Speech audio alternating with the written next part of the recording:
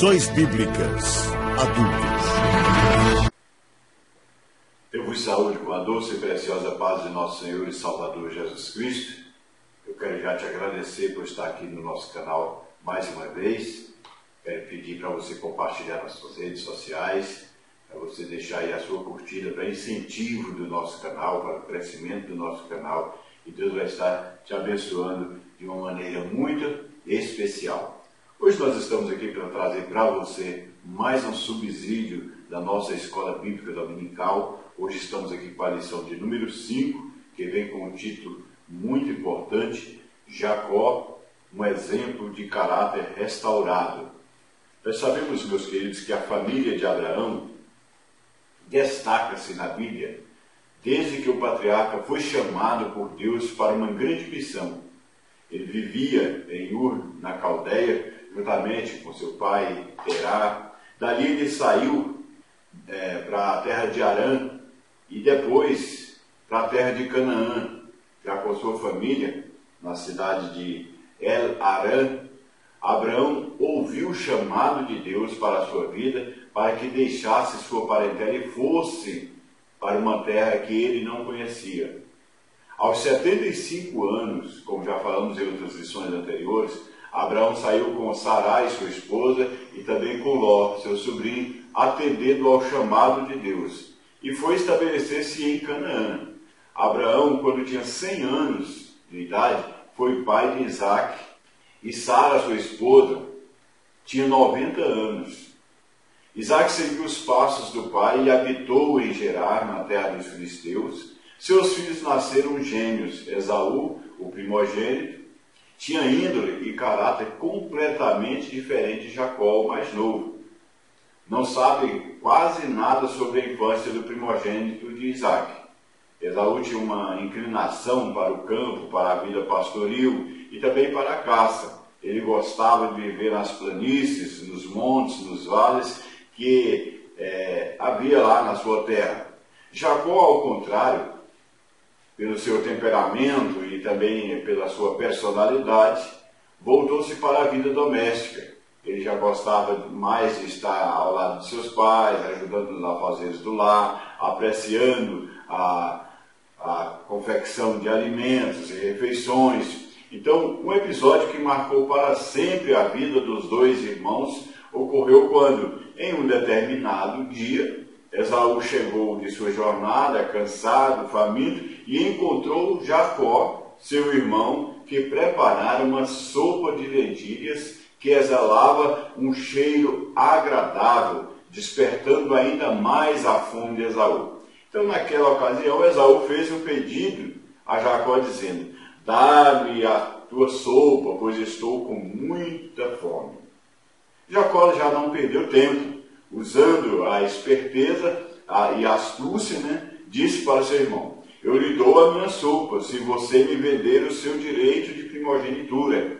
Então, naquele momento, Esaú disse: de que me serve o direito de primogenitura, se no momento estou morrendo de fome? E ele trocou o seu precioso direito por um prato de lentilhas. Aí podemos ver duas atitudes que demonstram o caráter respectivo dos dois irmãos. De um lado, vemos Jacó usando de esperteza e ambição.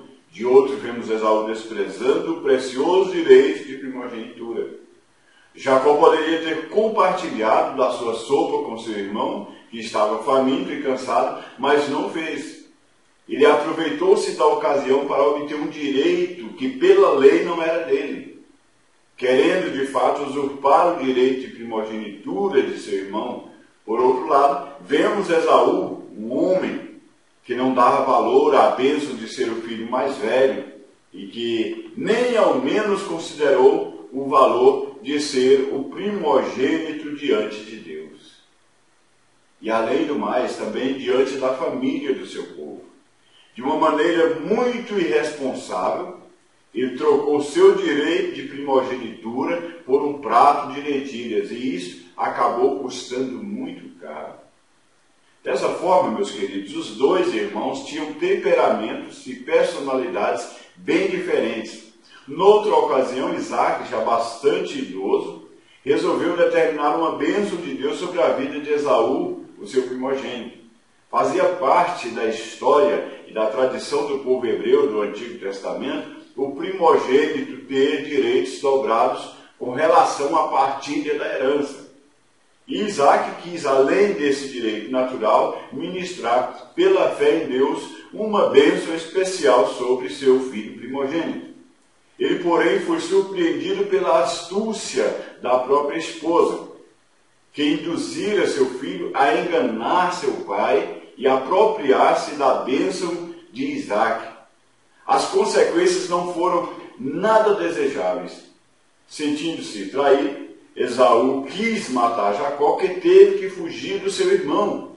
Diante de todos esses fatos, Jacó demonstrava que tinha um caráter prejudicado por falhas de sua personalidade. Ele precisava ser restaurado.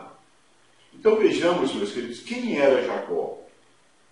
O caráter de Jacó foi moldado pela direção de Deus com parte da bênção divina sobre Abraão, seu avô, e sobre Isaac, seu pai. Ele, no entanto, também teve marcante influência na sua criação familiar, especialmente por parte de sua mãe. Ele integra a lista dos 3 patriarcas hebreus que marcaram a história de Israel: Abraão, Isaac e Jacó. A sua história foi pontilhada de episódios dramáticos desde o seu nascimento. Isaac e Rebeca oraram a Deus para que pudessem ter filhos, pois ela era estéril. E Deus ouviu suas orações. Quando Isaac tinha 60 anos, o casal teve 2 filhos, gêmeos, como resposta de Deus. O texto bíblico diz que havia no ventre uma luta entre os bebês. Está em Gênesis capítulo 25, versículo 22. Em oração, Deus revelou que no ventre da mãe havia 2 nações. Um fato profético que cumpriu plenamente. A nação de Jacó sempre viveu em confronto com a nação descendente de Esaú. Se os meninos lutavam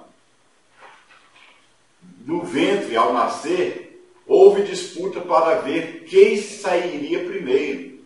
Esaú nasceu primeiro, peludo e ruivo. Essa é a razão do seu nome, que tem o significado de vermelho, ou Edom.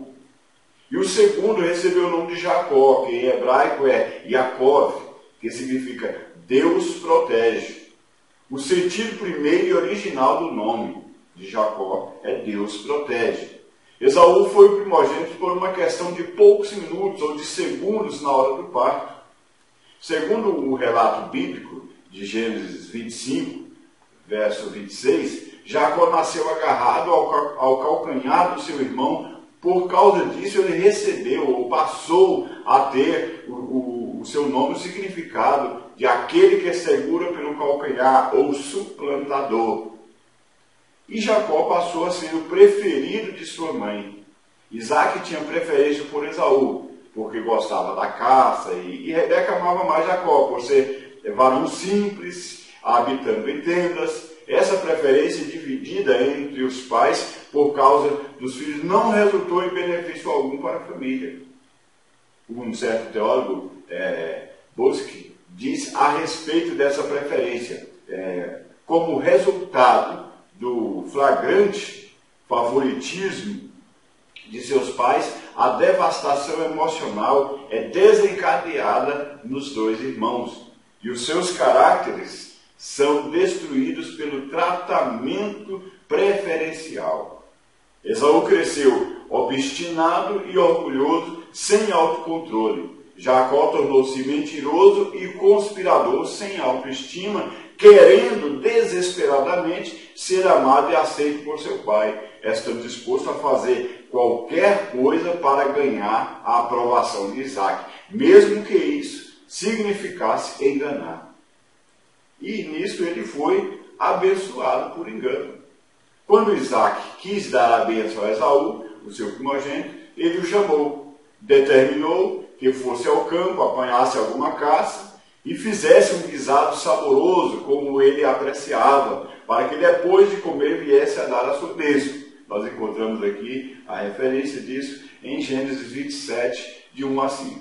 E Rebeca, numa demonstração clara do seu caráter astucioso, chamou Jacó e, usando a autoridade materna, induziu a trazer uma caça para preparar um guisado saboroso como o patriarca gostava.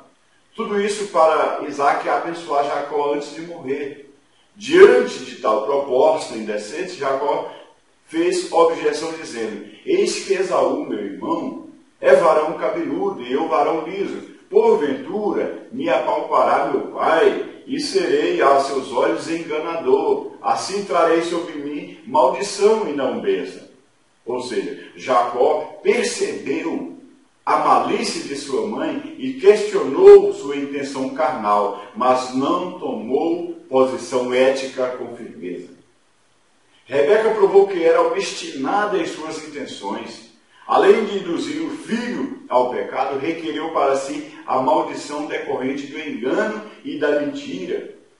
Sem força moral para enfrentar a mãe, Jacó mostrou o lado fraco do seu caráter.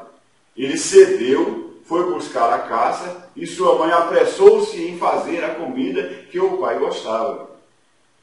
E o pior ainda, fez um arranjo mentiroso no filho, enfeitando com pelos de carneiros, para que parecesse a seu pai que era Esaú.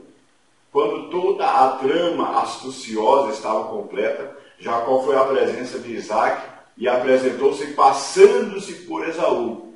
Com o guisado que o pai pedira, o velho Isaac estranhou o filho trazendo o que ele pedira tão rápido. Jacó, porém, seguindo o mau exemplo da mãe, enganou seu pai dizendo que Deus o tinha abençoado e mandado a caça ao seu encontro. Ele mentiu, enganou e usou o nome de Deus em vão. Isaac desconfiou de tudo, mas pelo fato de não mais ver com nitidez, deixou-se levar pelo filho enganador. O patriarca chamou o filho para beijá-lo e dar a bênção a ele. E por engano, com base numa trama mentirosa, ministrou uma linda bênção sobre Jacó, imaginando estar abençoando Esaú. Veja o quanto terrível é a mentira. Então Jacó foi abençoado por Isaac, mas teve consequências. Há quem ensine que o plano astucioso de Rebeca, somado à leniência de Jacó, foi da vontade de Deus, para justificar a doutrina da predestinação absoluta. Não compartilhamos dessa interpretação, meus queridos. Deus não aprova a mentira. Podemos dizer que Deus permitiu que tudo acontecesse. Rebeca usou Jacó para mentir e enganar Isaac, para apropriar-se da bênção que receberia de Esaú. As consequências logo foram sentidas. A mentira foi descoberta. Quando Jacó saiu da presença de Isaac com a bênção pelo engano, Esaú apresentou-se com o guisado que preparara a fim de receber a bênção do pai. Ao ouvir a voz inconfundível de Esaú, Isaac estremeceu e indagou sobre quem seria que o enganara e tomara a bênção de Esaú. Então concluiu que foi Jacó. Irritado, Esaú levantou a voz e chorou, acusando o irmão de ser usurpador, pois ele já o tinha enganado 2 vezes, tomando a sua primogenitura e depois a bênção do seu pai. Mas ele foi abençoado com uma bênção secundária. Então o que aconteceu depois foi terrível. Isaac, estremecido, dominado pelo desespero, num clima emocional carregado de tensão, deu a Esaú uma bênção significativa, porém subordinando Esaú a Jacó, pelo menos até que saísse do jugo de seu irmão. Ele disse que ele teria as suas habitações seguras, teria o orvalho do céu, teria muito gado, seria abençoado, viveria pela sua espada e serviria ao seu irmão, até que se libertasse dele. Apesar de ter dado uma bênção a Jacó por ter sido enganado, ele não podia mais ser revogado. Aquela bênção tinha que permanecer. Isaac fez isso pela fé, e Deus honrou o que seus lábios proferiram com sinceridade na vida do filho mais novo, tendo em vista seus propósitos para com a nação israelita. Ainda assim, houve mudança no teor da bênção. Na primeira dada a Jacó por engano, Isaac disse que Deus daria orvalho dos céus a ele também, e das gorduras da terra e a abundância do trigo e do vinho. O ódio domina o coração de Esaú. Usando de astúcia, Jacó tomou mais uma vez o lugar de seu irmão, apropriando-se da bênção do seu pai. E Esaú ficou aborrecido com Jacó por causa disso, por causa daquela bênção que ele tomara em seu lugar. Então o velho Isaac, percebendo que Deus tinha um plano na vida de Jacó, despediu Jacó, agora com uma bênção consciente, uma exaltação paternal, debaixo de uma bênção de caráter profético. Então, muito mais por causa das promessas feitas a Abraão, Jacó foi abençoado do que por ele mesmo, pelas suas atitudes. Deus reiterou a bênção de Abraão sobre ele, como já fizera com Isaac. Deus já determinou que seria abençoado. Mas Jacó teve que fugir. Fugiu como um homem culpado. Seguindo a orientação dos seus pais, Jacó saiu de Berseba e fugiu para Harã. Ele caminhou solitário durante o dia e a noite. Aí alcançou um lugar deserto. E numa noite de tristeza, de solidão, para esse filho de Isaac, em lugar de uma cama confortável, ele fez uma pedra como travesseiro.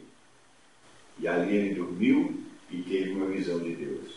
Vejamos agora alguns aspectos do caráter de Jacó. Antes do seu encontro com Deus, só conhecemos Jacó a partir da sua juventude. Àquela altura, seu caráter já se construía, com experiência desde a sua infância. Até o encontro com Deus em Betel, ele era apenas um homem natural ou carnal. Naquela fase de sua vida, podemos ver alguns aspectos negativos de seu caráter. Ele era oportunista e egoísta. No caso, quando seu irmão chegou com fome e pediu para comer do seu guisado, ele poderia ter oferecido sua comida, compartilhado a refeição sem exigir nada em troca. Mas trocou o prato de sopa pela primogenitura do seu irmão. Ele era interesseiro e calculista. Enquanto Esaú era imediatista e agia por impulso, Jacó era frio e calculista. Conhecedor do comportamento leviano do irmão, Jacó apenas propôs trocar algo tão insignificante como um prato de sopa de lentilhas por algo tão valioso como também exigiu de Esaú que Esaú fizesse um juramento que garantisse que sua troca seria respeitada por toda a vida. E Esaú fez o juramento. Jacó era inteligente, provavelmente de temperamento fleumático, o que lhe dava condição de raciocinar com calma para alcançar o que queria. Ele só esquecia uma coisa, da lei da semeadura e da cega. O que ele estava plantando em sua juventude haveria de colher mais tarde, em proporção muito maior, que a colheita é sempre volumosa. O caráter de Jacó, depois do encontro com Deus, foi mudado. Um caráter, por exemplo, era um caráter agradecido. Surpreendentemente, Jacó passou a ver as coisas numa perspectiva espiritual de um novo relacionamento com Deus.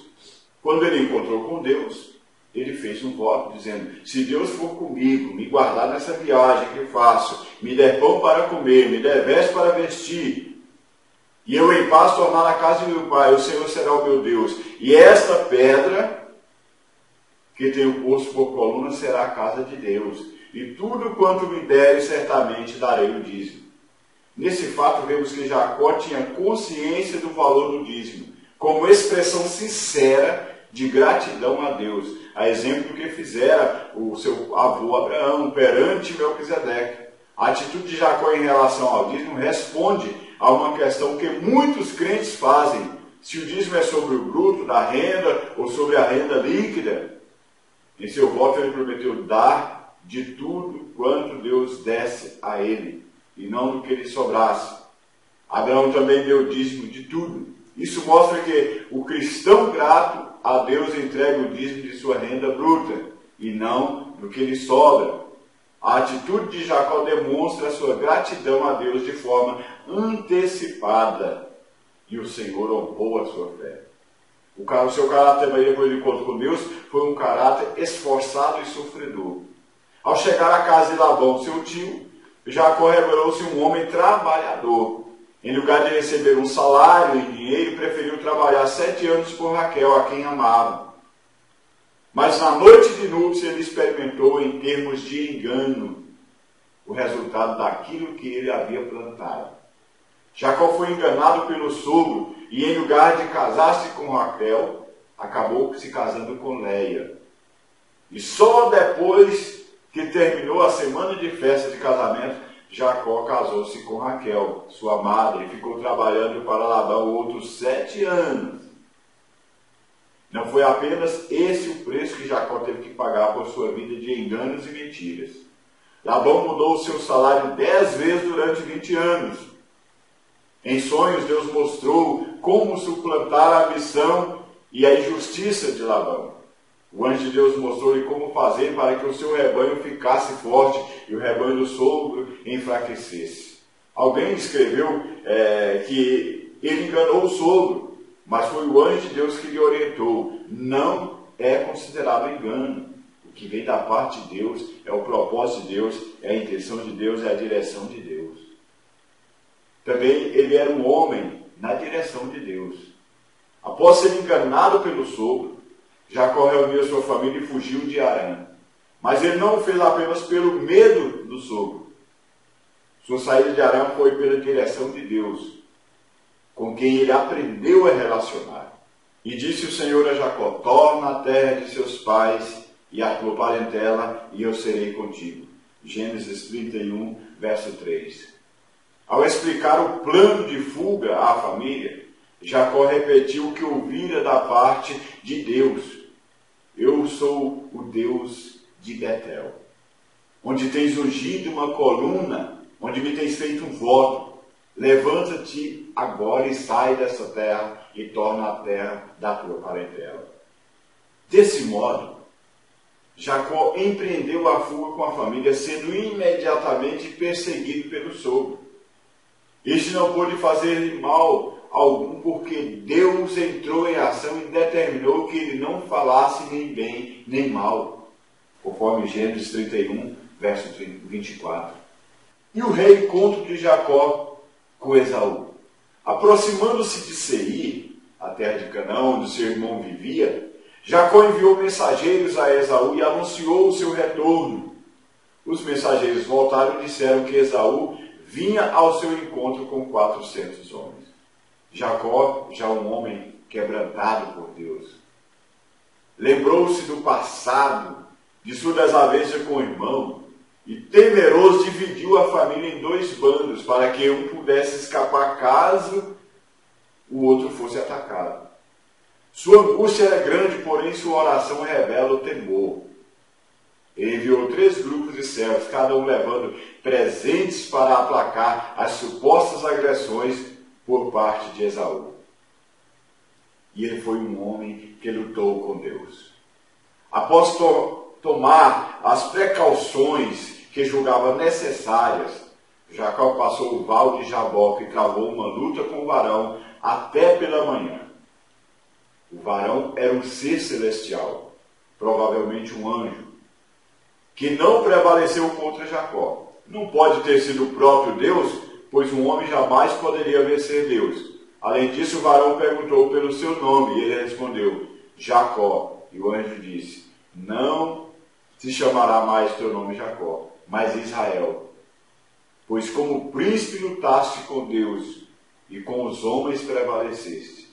E Jacó lhe perguntou e disse: dá-me, peço, saber o teu nome. E ele disse: por que perguntas o meu nome? E abençoou, e chamou Jacó o nome daquele lugar Peniel, porque dizia: tenho visto Deus face a face, e a minha alma foi salva. A experiência do encontro de Jacó com Esaú mostra que quando Deus age na vida das pessoas, seus caracteres são transformados.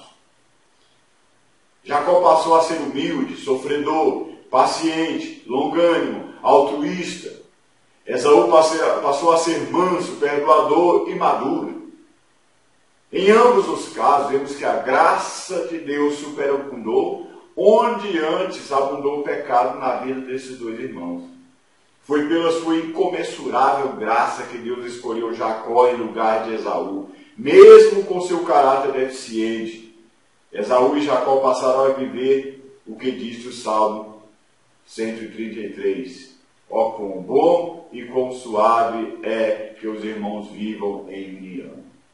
Concluindo o nosso subsídio, meus queridos, a escolha de Jacó para ser o patriarca que tomou o nome de Israel, sendo ele o líder das 12 tribos da nação israelita, não atende aos pressupostos da lógica racional. Sob o ponto de vista humano, mesmo assim representa uma das insondáveis decisões divinas que atende aos propósitos de Deus, especialmente em cumprimento às promessas feitas a Abraão de que ele seria pai de uma grande nação, quando da sua extrema velhice e também da esterilidade de sua esposa. Deus não escreve certo por linhas tortas, como diz o ditado popular, mas ele escreve certo pelos seus retos propósitos e insondáveis pensamentos. Que Deus possa estar abençoando a sua vida. Eu espero poder ter contribuído no preparo da sua lição da Escola Bíblica Dominical, em nome de Jesus. Amém.